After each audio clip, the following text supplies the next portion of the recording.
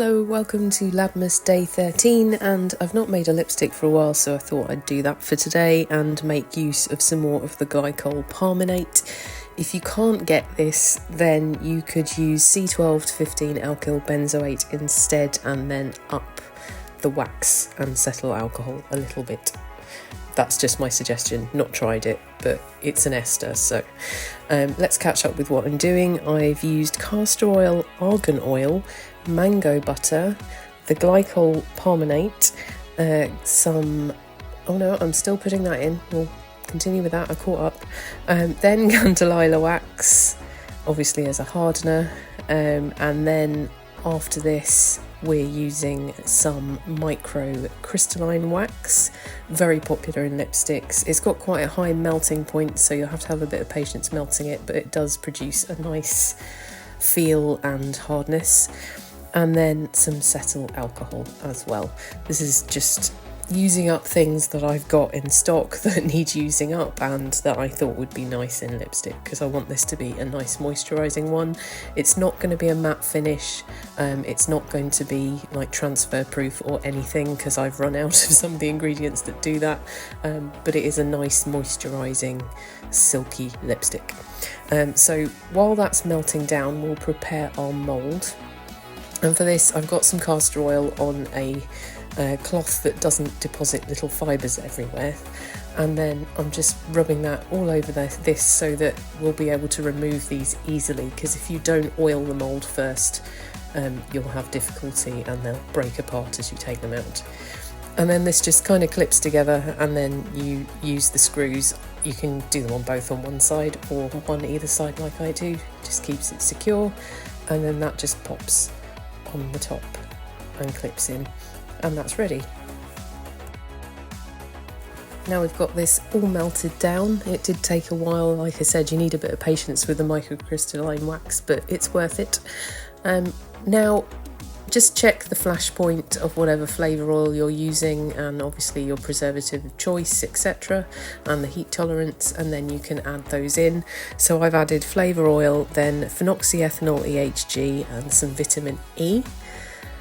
And then we're going to add our colour. Now this is a mixture of mica and oxide pigments and things. I got these from Aroma Shop in the EU. She does really nice like ready blended pigments, and I've actually blended a few of those up to get the sort of shade that I wanted. And I've also added a little bit of kaolin clay to this because it helps with the finish and it just gives a bit more body and texture to the lipstick. Mix that in really well. Make sure that you've ground your pigments first. If you're buying them sort of pre-made like this, they're normally pre-ground and very fine, but you don't want lumps in this for obvious reasons, so you can always grind that with a pestle and mortar or a dedicated cosmetics coffee grinder to get them nice and thin. And then pour, because this starts thickening up quite quickly once you've got the pigments in. And you just pour it into the mould. It doesn't matter if you overflow a little bit. And then we need to leave these to set. You can pop them in the fridge if you want to speed up the process. If you do that, I mean, you're looking at about half an hour, it's not long.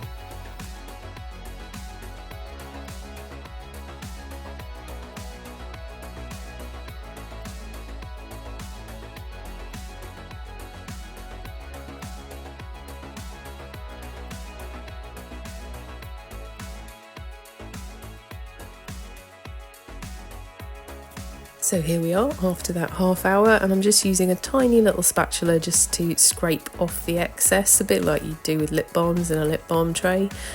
Any excess I get from this, because obviously I've made a few more than I've got cases for, and I had some in the beaker, that'll all get heated up and poured into another container to remould another time.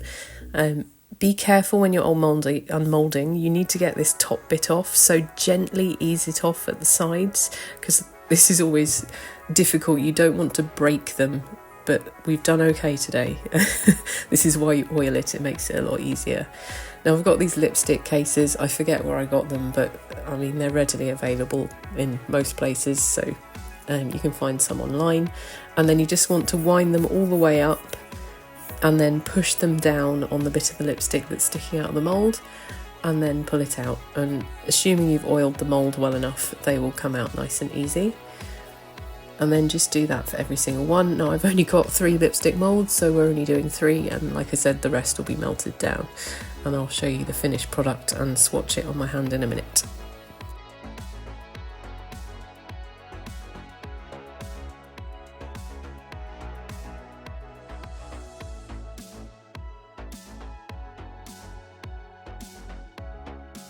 I must have touched a setting on my camera or something, because it just doesn't want to focus on products at the moment, so I'll have to have a look at that before I do the rest. This looks a bit sheer at the moment, but it's because the castor oil that was in the mould is coming off the surface of the lipstick to start with.